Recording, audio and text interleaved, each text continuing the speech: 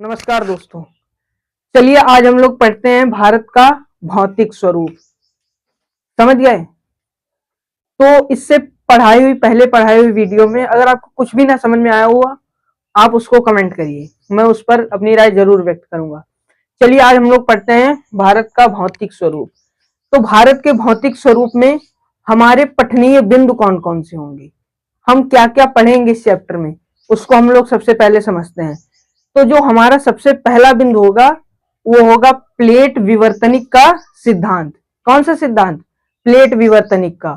और जो दूसरा बिंदु होगा हिमालय की उत्पत्ति, हिमालय की उत्पत्ति।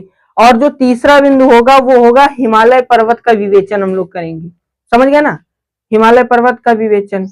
चौथे बिंदु में हम लोग उत्तरी मैदान के बारे में पढ़ेंगे। कौन सा मैदान? उत्तरी मैदान। उत्तरी मैदान के बारे में हम पढ़ते हुए फिर थार मरुस्थल पर आएंगे। थार मरुस्थल के बारे में हम लोग अध्ययन करेंगे। थार मरुस्थल के बाद हम लोग जो पढ़ेंगे वो होगा दक्षिण भारत का प्रायद्वीपीय पठार। समझ गए ना? उसके बाद हम लोग भारत की तटरेखा का अध्ययन करेंगे। भारत की तटरेखा क्या है?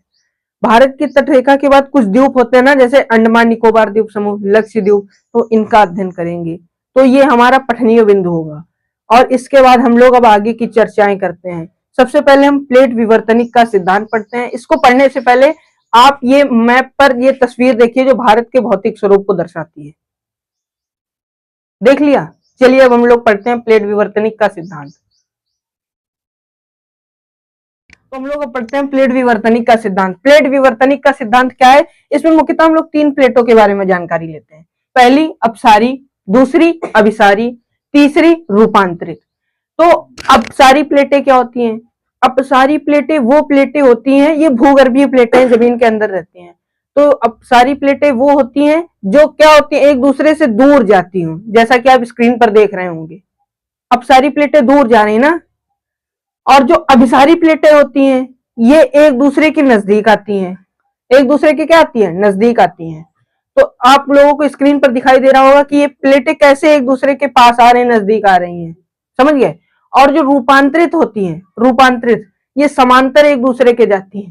तो ये जो रूपांतरित प्लेटें होती हैं, रूपांतरित प्लेटें क्या होती है? एक दूसरे के समांतर हटती हैं। मतलब एक प्लेट, जैसे आप लोगों की स्क्रीन पर दिखाई दे रहा होगा कि एक प्लेट दूसरे के समांतर हट रही है। तो ये रहा प्लेट विवर्तनिक का सिद्धांत। और हमने जो बताया था अब हम लोग पढ़ेंगे हिमालय की उत्पत्ति क्या है। तो चलिए हम लोग शुरू करते हैं हिमालय की उत्पत्ति। तो हम अब पढ़ते हैं हिमालय की उत्पत्ति। हिमालय कैसे बना, हिमालय पर्वत कैसे बना, तो इसके बारे में हम लोग अब विस्तार से चर्चा करेंगे। तो चलिए हम लोग देखते हैं हिमालय पर्वत। तो आपको जैसा कि स्क्रीन पर दिखाई दे रहा होगा, पहले जो पृथ्वी थी वो दो भागों में बटी थी। एक जो ऊपर का भाग था उसको अंगारा लैंड कहते थे, और जो नीचे का भाग था उसको गोंडवाना लैंड कहते थे। समझ गए? ठीक। और जो ये अंगारा लैंड और गोंडवाना लैंड है, तो इन दोनों के बीच में एक सागर बहता था, उसको क्या, कौन सा? टेथिस सागर कहते थे। टेथिस सागर इन दोनों के बीच में था। तो जो अंगारा लैंड और गोंडवाना लैंड से जो नदियां बहकर आती थी वो अपना जो मलबा कहाँ डालती थी? टेथिस सागर में। तो वो मलबा भी धीरे धीरे जमने लगा, वहीं पर जमने लगा। और जब जो आंतरिक प्लेटें टकराती हैं तो क्या होता है? जैसे अपसारी प्लेटें टकरा रही, अपसारी अपसारी हटेंगी ना, वो एक दूसरे से दूर जाती हैं, तो हटेंगी तो क्या बनेगा? भ्रंश, भ्रंश बनेगा। जब आएंगी तो क्या बनेगा? वलित पर्वत, मोड़दार पर्वत बनेगा। समझ गया ना आप लोग? चलिए हम लोग पढ़ते हैं। तो जैसे ये प्लेट एक इधर से आ रही, अच्छा आप देखिए एक प्लेट इधर से आ रही, एक प्लेट इधर से आ रही, अब ये टकराई तो एक इसके नीचे चली गई और एक ऐसे उठने लगी। और यहाँ पर मलबा भी था ना पहले से, तो वो मलबा भी उठने लगा, ऐसे ऐसे ऐसे ऐसे। जब ये उठने लगा तो किसका रूप ले लिया इन्होंने? एक पर्वत का, पर्वत का रूप ले लिया। और जो इसके आसपास की जगहें थी वो अभी कैसी थी? बराबर। लेकिन वो कहाँ चली गई? कहाँ चली गई? देखिए ये कहाँ चली जा रही? गड्ढे में जा रही ना। तो यहाँ पर क्या बन रही है? यहाँ पर घाटी, गहरी घाटी बनी जा रही है, बनी जा रही ना। तो ये जो गहरी घाटी बनी जा रही है वो ऊपर उड़, ऐसे यहाँ से ऐसे हुआ, अब ये बढ़ता ही चला जा रहा है ऊपर ऊपर। तो कुछ समय बाद यहाँ पर बर्फ जमने लगेगी और फिर सूर्य के प्रकाश से पिघलेगी और नदियां बहेंगी। तो जो नदियां गाद लाएंगी अपने साथ, गाद क्या होती है? जो नदियों की मिट्टी होती है, वो जो गाद लाएंगी, उसी गाद से ये जो निक्षेप होगा, निक्षेपण आपने पढ़ा है क्लास 7 में, तो ये जो निक्षेपण होगा उससे क्या होगा, ये भरेगा, ये जो आसपास का खाली हुआ है ये भी इसके लेवल में आएगा, आएगा कि नहीं आएगा ना, बोलो आएगा। तो जब ये लेवल में आने लगा तो इसी से हमारे उत्तरी मैदान का निर्माण हुआ, जो विश्व का सबसे बड़ा उत्तरी मैदान है। इसी क्रिया से, हिमालय की उत्पत्ति से ही हमारे उत्तरी मैदान का निर्माण हुआ। तो हमने हिमालय की उत्पत्ति को पढ़ लिया है। अब हम लोग इसके अगले टॉपिक को कवर करेंगे, जो कि मैंने पहले ही आप लोगों को वीडियो में बताया था। तो चलिए अब हम लोग पढ़ना शुरू करते हैं। हिमालय पर्वत का विवेचन, मतलब हिमालय पर्वत क्या है और इसको कितने भागों में बांटा गया है। तो चलिए अब हम लोग शुरू से पढ़ते हैं हिमालय पर्वत का विवेचन। तो हम लोग फटाक से पढ़ना शुरू करते हैं। चलिए हम लोग पढ़ते हैं अब हिमालय पर्वत के बारे में। तो जो हिमालय पर्वत का वर्गीकरण किया गया है वो 4 आधार पर किया गया है।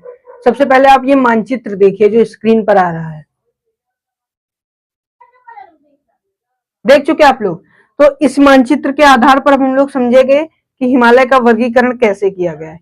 हिमालय, ट्रांस हिमालय, मुख्य हिमालय, लघु हिमालय, निम्न हिमालय। तो ये जो ट्रांस हिमालय है ना, ये ट्रांस हिमालय, इसको हम लोग हिमालय पर्वत में नहीं पढ़ते हैं, इसमें दरार आ गई है, इसमें हम नहीं पढ़ते हैं। तो क्यों नहीं पढ़ते हैं, चलिए वो भी बताते हैं। जो इस हिमालय पर्वत का ये जो बना है लगभग 12 करोड़ साल पहले, 12-13 करोड़ साल पहले हिमालय पर्वत जो आज खड़ा हुआ है। और जो ये ट्रांस हिमालय, इसमें मिले पत्थरों के हिसाब से जो भूगोलवेता है उन्होंने ये पता लगाया है कि ये जो हिमालय है ना, ट्रांस हिमालय, ये 16 करोड़ साल पहले, यानी कि जब भारत का प्रायद्वीपीय पठार बना था ना, तब ये बना था। तो इसको हम लोग हिमालय में नहीं पढ़ते हैं, समझ गया ना। चलिए अब हम लोग पढ़ते हैं इन 3 के बारे में, मुख्य हिमालय, लघु हिमालय, निम्न हिमालय। मुख्य हिमालय में क्या है, जो इसकी ऊंचाई है 6000 से 6100 मीटर तक है, मतलब औसत है कि इतने में ही ये सब मिले करेंगे। इसकी जो चोटियां हैं जैसे K2, गाडविन आस्टिन, ये सब किस में मिलेंगी, इसमें मुख्य में, जो सबसे ऊंची ऊंची हैं, जैसे काराकोरम की हो गई, तो ये सब किस में मिले, कंचनजंगा हो गई, ये सब मुख्य में मिलेंगी। और लघु हिमालय, इसकी 3900 मीटर से 4500 मीटर ऊंचाई है, समझ रहे हैं ना आप लोग।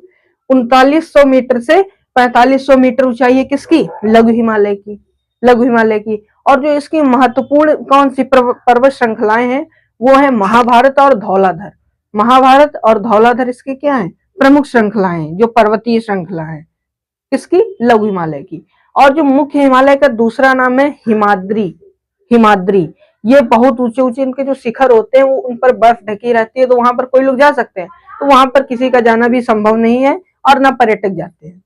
और जो लघु हिमालय है इस पर कम कम बर्फ रहती है, तो यहाँ पर पर्यटक भी जाते हैं। यहाँ जीव जंतु भी नहीं पाए जाते, यहाँ जीव जंतु भी पाए जाते हैं, पौधे भी पाए जाते हैं, तो यहाँ पर पर्यटक ज्यादा जाते हैं।